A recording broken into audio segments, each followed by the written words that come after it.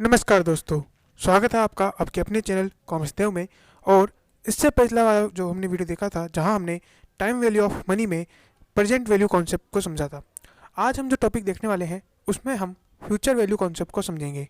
चलिए शुरू करते हैं आज का अपना वीडियो, जहाँ हम फ्यूचर वैल्यू कॉन्सेप्ट को समझेंगे। तो हमने देखा था कि फाइनेंशियल मैनेजमेंट या मैं कहूँ फाइनेंस के अंदर एक कोर कॉन्सेप्ट होता है जिसका नाम है टाइम वैल्यू ऑफ मनी। अगर आपने ये सीख लिया तो आप फाइनेंस मैनेजमेंट को काफ़ी अच्छे से समझ सकते हो। यहाँ हमने देखा था कि इसे टू पार्ट में डिवाइड किया जाता है। First one is present value of money and the second one is future value of money. हमने प्रेजेंट वैल्यू ऑफ मनी पिछले वाले लेक्चर में कवर कर लिया था, जिसका लिंक मैंने आई बटन में दे रखा है।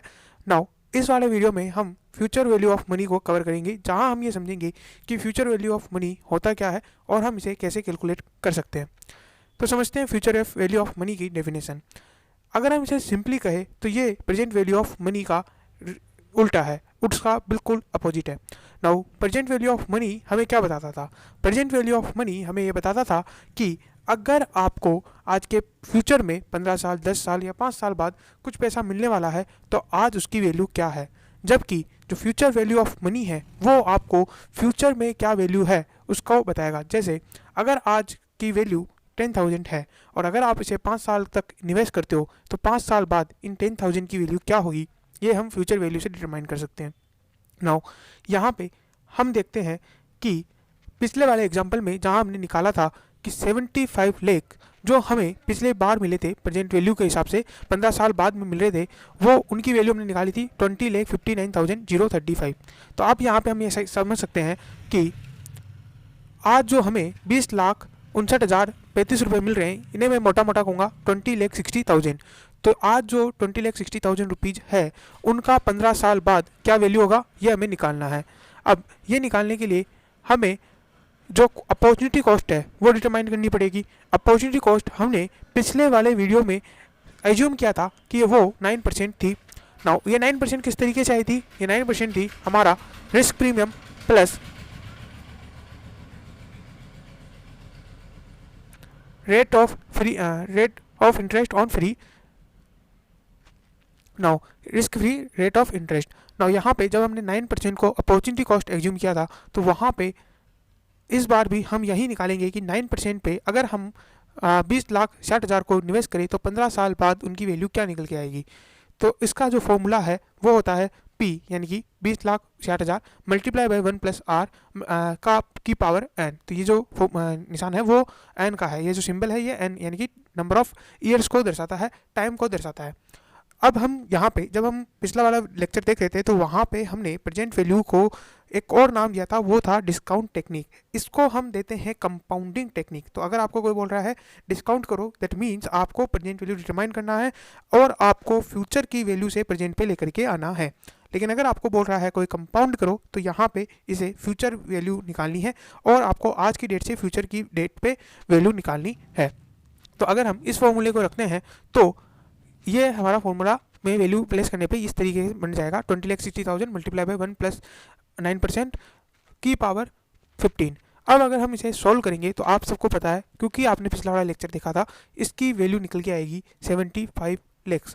अब ये 75 लाख बताता क्या है? ये बताता है कि अगर आज आप 20,60,000 रुपीज़ निवेश करते हो, 15 साल के लिए उसे लॉक कर देते हो और वहाँ पे आपको 9% की रेट से इंटरेस्ट मिल रहा है, तो आपका वो जो वैल्यू है वो 75 लाख हो जाएगा। इसे और अगर मैं सिंपली समझाऊं तो एक लॉकर लीजिए, उस लॉकर के अंदर आपने 20,60,000 रुपये रख दिए, आपने उसे ताला लगा दिया और ये कह दिया कि मैं इस ताले को 15 साल बाद खोलूँगा।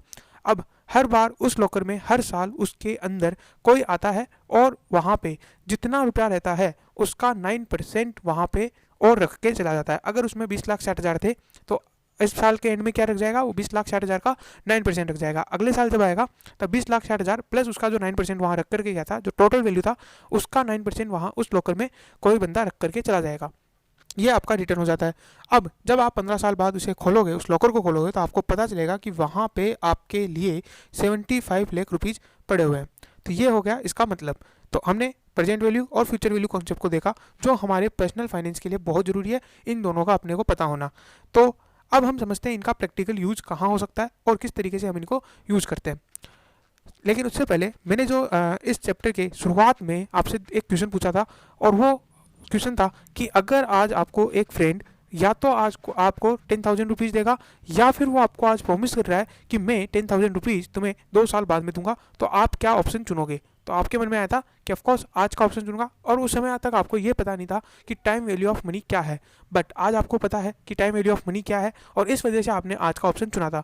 बट यहाँ पे अगर मैं आपसे ये क्वेश्चन ना पूछ के ये क्वेश्चन पूछूं कि आप आज 10,000 रुपीज़ लोगे, और अगर आपको आपका दोस्त ये ऑप्शन देता है कि मैं तुम्हें 2 साल बाद भी पैसा देने के लिए तैयार हूँ, बताओ तुम मुझे 2 साल बाद कितने रुपए जो है लेना पसंद करोगे? तो ऐसे में आपका क्वेश्चन, आपका जो आंसर है वो क्या होगा? आप कितना रुपया उनसे लेना पसंद करोगे, अपने दोस्त से कितना रुपया लेना पसंद करोगे आज के 2 साल बाद भी? तो वो डिपेंड करता है आपकी अपॉर्चुनिटी कॉस्ट पे। लेट से कि आपकी अपॉर्चुनिटी कॉस्ट है 7.5%, तब हम किस तरीके से ये निकालेंगे वो हमें देखना है।